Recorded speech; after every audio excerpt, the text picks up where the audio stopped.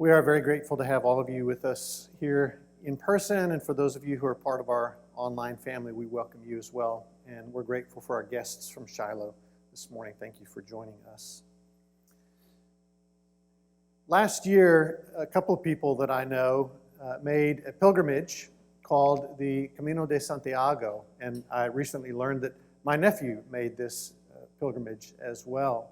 The Camino de Santiago is a network of pilgrimages, various paths or trails that lead to the same place in northwestern Spain, Santiago de Compostela, where it's believed that relics of St. James, James the Apostle, James the brother of Jesus, are held. This pilgrimage has existed since the 9th century. In 1492, the Pope declared that this pilgrimage was one of the three major pilgrimages within the Christian faith. And so every year, hundreds of thousands of people make the Camino de Santiago pilgrimage, or at least parts of it, walking for several days on their way to Santiago de Compostela. We seem to be people who enjoy and appreciate pilgrimages. There are holy places that are significant to us, where we feel more connected to God, in greater touch with the divine. Just think about a number of holy sites that exist around the world. Lumbini, Nepal, is a very sacred site in the Buddhist faith, believed to be the birthplace of the Buddha. People from all over the world come each year to pay their respects here. Mecca, Saudi Arabia, one of the most important holy sites for Muslims. From all over the world, Muslims make this pilgrimage, often dressed in the traditional white robes each year. The Western Wall in Israel and the old city of Jerusalem, the remaining part of the Second Temple, built on the side of the first temple built by Solomon, destroyed by the Babylonians in 587 BC. Millions of people every year make their way to the Western Wall, in part to pray and leave prayers there. Vatican City, this enclave surrounded by Rome, is the headquarters of the Roman Catholic Church since 1378. It's been the seat of the Pope. 4.3 million people every year make their way to the Vatican and one of the many museums attached to Vatican City. Golden Temple, India, is one of the most sacred sites in the Sikh religion. And in accordance with the value of hospitality in the Sikh religion, nearby the Golden Temple is a vast complex of sleeping places and kitchens, so that pilgrims, as they come from all over the world, might find a place to sleep and a place to eat free of charge. Bethlehem, Palestine, long revered by Christians as the birthplace of Jesus. Millions of people every year make a pilgrimage to this site. And Badrinath, India, one of the four most holy places in the Hindu religion. Badrinath is located in the Himalayan mountains, dedicated to the god Vishnu. As a human race, we seem to be hardwired to seek out holy sites, places where we feel more deeply connected with the divine, where we feel like in some ways God is closer to us than in other places. And that's a good thing. Some of us in this building this morning, some of us online, have been to holy sites. Some of us are listing holy sites on our bucket list, hoping to make it there at some point in our lives. And yet, the resurrection of Jesus puts a helpful twist on all of this. In the text that Kate read to us this morning, we find the resurrected Jesus in one of his resurrection appearances. And in this resurrection appearance, we find Jesus returning to a place that he's been to before. The place mentioned in this text is the same place where Jesus and the disciples gathered for the Last Supper. And so, in a way, this text brings things full circle. Prior to the crucifixion, Jesus comes to this place with his disciples, and they take the Last Supper together, and Jesus washes the feet of the disciples in this place. And now, after the resurrection, the risen Jesus appears in this same space with his disciples at the same table. And it turns out that this is not the only table visited by the risen Jesus. The risen Jesus, as we'll look at 2 weeks from today, also appears at a makeshift table on a beach of the shore of the Sea of Galilee where the disciples had been fishing. The risen Jesus also appears at a table where two disciples who've been traveling back to Emmaus are now resting. The risen Jesus appearing at least these three tables. The table of the Last Supper, the table on the shore of the Sea of Galilee, and the table where these two disciples heading back to Emmaus are now resting. And the movement implied in those three scenes is very important. What we see in the gospel accounts of the risen Jesus is this movement away from the tomb and toward these tables. The risen Jesus moving from his tomb and toward these tables where his followers are seated. Jesus moving away from the tomb to the place where we are. Now, we might have expected Jesus to turn his tomb into the ultimate holy site, the ultimate pilgrimage place, and to require all of us to make our way to that tomb in order to connect more meaningfully with him. In fact, some of you here in person or online have been to that tomb. And yet what we find in the gospel accounts is Jesus sort of doing the opposite. Jesus packing his bags, Jesus booking his flight and leaving the tomb to go to where the people are. Just consider all of the resurrection appearances. So Jesus appears to Mary Magdalene in the garden shortly after his resurrection at the tomb. Jesus appears to the women returning from the empty tomb, again within the vicinity of the tomb. But now Jesus appears to two disciples, Cleopas and another, on the road to Emmaus. Fourth, Jesus appears to Peter. Fifth, Jesus appears to his disciples in Jerusalem while Thomas is absent. Sixth, Jesus again appears to his disciples in Jerusalem. This time, Thomas is present. Seventh, Jesus appears to his disciples on the shore of the Sea of Galilee. We'll look at that in a couple of Sundays. Eight, Jesus is seen by 500 believers at the same time. Ninth, Jesus appears to James. 10, Jesus appears to his disciples on a mountain in Galilee. 11, Jesus appears to the believers at Jerusalem for 40 days after the resurrection. 12, Jesus appears to his disciples, blesses them, and ascends to heaven. 13, Jesus appears to Paul at least 3 times on the road to Damascus in a vision and on the night before he's taken to Rome. And then 14, Jesus, the risen Jesus, appears to John on the island of Patmos. Only 2 of those take place at the tomb or in the vicinity of the tomb. The remainder of the appearances of the risen Jesus all take place out there, out where the people are, out in the spaces where his followers are. The resurrection is not an invitation for us to make Jesus' tomb a pilgrimage site or for us to make a pilgrimage to where Jesus is. Instead, the resurrection is this invitation to watch for the ways in which Jesus is making his pilgrimage to us. The movement in the gospel accounts is Jesus making his way to where you are. And what that means is you have become the goal of Jesus' pilgrimage.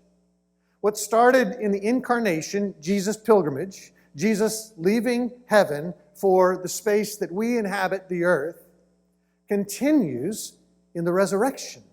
Jesus leaving the tomb and making his pilgrimage to wherever you find yourself. And Pentecost in a few weeks reminds us that this finds its fullest expression in the pouring out of the Holy Spirit. So that by His Spirit, Jesus can now reside within you. And it's not Jesus simply making a pilgrimage to be a guest for a few days wherever you are. Now it's Jesus making a pilgrimage so that He can make a home permanently wherever you are. And what this means is that wherever you are now carries the potential for being a place where you encounter the sacred.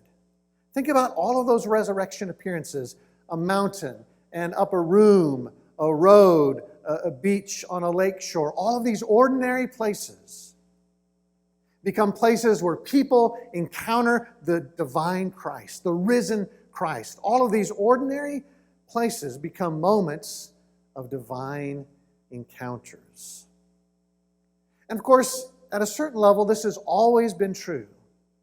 God is so present within His creation that it's always been possible to encounter the divine in ordinary spaces and circumstances. Patrick Madden writes, "My daughter, 3 months old, is just beginning to laugh. She's not ticklish. She's not mimicking us. As far as I can tell, she is just delighted by the world. She sees a funny face, sees her brother in a giant hat, sees me with glasses upside down, sees her mother dancing to funky music of a commercial, and she laughs. I've loved this kid since she was born, since before she was born, when she was only an idea.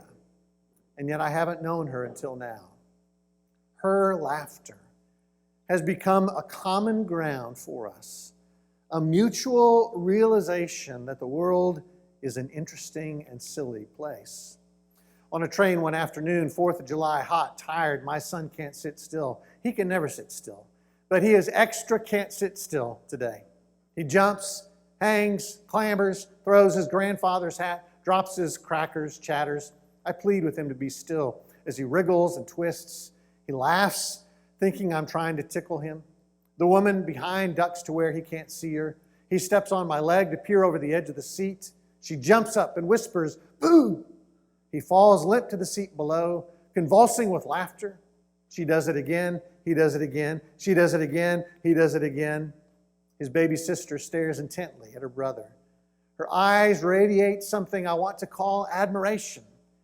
Each time he falls to the seat beside her, she laughs heartily, uncontrollably. Pretty soon the whole train carriage is laughing. My daughter's laughter is so bright and clear and pure and unself-conscious that I suddenly understand why a cool mountain brook might be said to laugh. And of course, what he's saying is that this ordinary laughter of an ordinary child, this moment of boredom on a train, become a sacred moment, a space where we encounter the divine. How much more true is that, given the pilgrimage of the risen Christ to the spaces where we are? Mary Oliver writes, "Teach the children. We don't matter so much, but the children do. Show them daisies and pale hepatica. Teach them the taste of sassafras and wintergreen, the lives of the blue sailors, mallow sunbursts, and moccasin flowers. And the frisky ones, inkberry, lamb's quarters, blueberries, and the aromatic ones, rosemary, oregano. Give them peppermint to put in their pockets as they go to school. Give them the fields and the woods and possibly of the world salvaged from the lords of profit. Stand them in the stream. Head them upstream. Rejoice as they learn to love this green space they live in. Its sticks and leaves, and then the silent, beautiful blossoms. Attention is the beginning of devotion." What she's saying is that these ordinary spaces, a small stream that you begin to walk upstream in, the fragrance of oregano, the smell and the taste of peppermint, these are all spaces and experiences that carry the potential for experiencing the divine. And so she says what's needed is attention. Attention is the beginning of devotion. All that's required is for us to become aware to what already is. And if we are to believe the gospel accounts, all that's required is for us to become aware of the risen Christ, who has already made his way to the spaces where we are. Earlier last week, I was talking with a young man who had started a new job in a hospital. It's been a hard transition. He's working from 8 in the morning to 7 in the evening most days. He's seeing dozens of patients endlessly through the day. He doesn't have time for lunch, doesn't have time for breaks. He finds himself exhausted at the end of his days. And he now no longer has the energy or the time to engage in the spiritual practices he was doing before this new job began. And so we talked about that struggle. And I brought him to these resurrection accounts. And I told him, if we are to believe the accounts of the resurrection in the Gospels, then we must believe that the risen Jesus has made his way to where you are. And what that means is that every patient's room that you're in, every hospital hallway you're rushing down, every nurse's station you're stopping at, every surgery arena you're passing by, is a space where the risen Christ is already present, a holy site that he has already made his way to. And all that's required of you is greater attention, because your attention is now the beginning of devotion. And you can connect with Christ even in the chaotic busyness of your day. And it strikes me that this is one of the remarkable gifts of Shiloh NYC. Shiloh provides at-risk youth a sacred place, a holy site, Camp Shiloh. From year after year after year of seeking the presence of God has become a holy place, a place where it's easier to attend to the presence of God, free from the distractions of urban life. And Shiloh NYC helps equip those same at-risk youth for the rest of their lives when they're not at camp to attend to the presence of Christ where they are. And I think that's what I want to encourage you to do this week. Perhaps you've come online, in person, to this space because there feels like there's something holy about it, something sacred about this space and this time. But what's vital to know is that everywhere else you find yourself this week, in a nursery, changing diapers, taking double the medication for another colonoscopy, in a grocery store, shocked at the price of groceries once yet again, in your car, watching the odometer turn 250,000 miles and wondering why you're stuck in traffic again, in your recliner, reading a novel, recovering from double knee surgery, waiting for news from a doctor, tapping away on a computer. All of those have become holy sites, pilgrimage points for the risen Christ, spaces where you too can encounter